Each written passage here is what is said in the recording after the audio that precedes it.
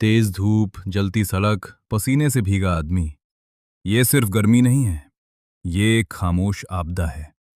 भारत में अब गर्मी 40 नहीं, 45, 48, यहां तक कि 50 डिग्री सेल्सियस तक पहुंच चुकी है। और सबसे डरावनी बात, ये हर साल और खतरनाक हो रही है।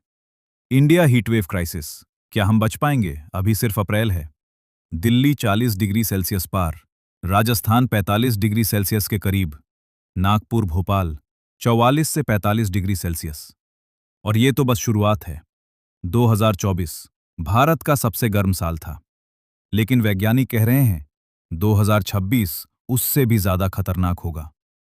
हीटवेव सिर्फ दिन में नहीं मारती, असली खतरा रात में होता है, जब शरीर ठंडा ही नहीं हो पाता। दिल्ली में 30 डिग्री सेल्सियस से ऊपर 20 प्लस रातें, मतलब शरीर रिकवर ही नहीं कर पाता। और यहीं से शुरू होता है हीट स्ट्रोक, ऑर्गन्स फेलियर, मौत। रिक्शा वाले, डिलीवरी बॉय, मदद की सोचो। उन लोगों के बारे में जो एसी में नहीं रहते, जो धूप में काम करते हैं। भारत में 38 करोड़ लोग हीट एक्सपोज जॉब्स करते हैं। मजदूर, रिक्शा चालक, डिलीवरी बॉय, स्ट्रीट वेंडर्स। तापमान 1 डिग्री सेल्सियस बढ़ा, उनकी कमाई 14% घट गई। हीटवेव में 40% तक गिरावट। Climate change. धरती पहले ही गर्म हो चुकी है। हर साल बेसलाइन बढ़ रहा है। Urban heat island effect. पेड़ कट रहे हैं, कंक्रीट बढ़ रहा है। दिन में हीट अब्जॉर्ब, रात में हीट रिलीज। इसलिए शहर गांव से ज्यादा गर्म। AC paradox. एसी आपको ठंडा करता है, लेकिन बाहर हीट फेंकता है। मतलब अमीर बराबर ठंडा, गरीब बराबर और ज्यादा गर्म। सच्चाई बहुत खतरनाक है।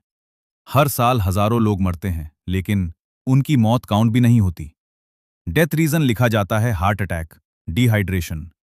हीटवेव का नाम ही नहीं। ये सिर्फ बाहर की समस्या नहीं है, ये आपके घर तक आएगी। बिजली बिल बढ़ेगा, पानी की कमी होगी, खाने की कीमतें बढ़ेंगी, और सबसे ज्यादा असर गरीब और मिडिल क्लास पर। एक सिंपल सॉल्यूशन है जो टेम्परेचर को 10 से 12 डिग्री सेल्सियस तक कम कर सकता है। पेड़। लेकिन हम क्या कर रहे हैं? पेड़ काट रहे हैं, कंक्रीट बढ़ा रहे हैं। आप अकेले क्लाइमेट चेंज नहीं रोक सकते, लेकिन एक पेड़ बचा सकते हो, पानी दे सकते हो, किसी जरूरतमंद की मदद कर सकते हो।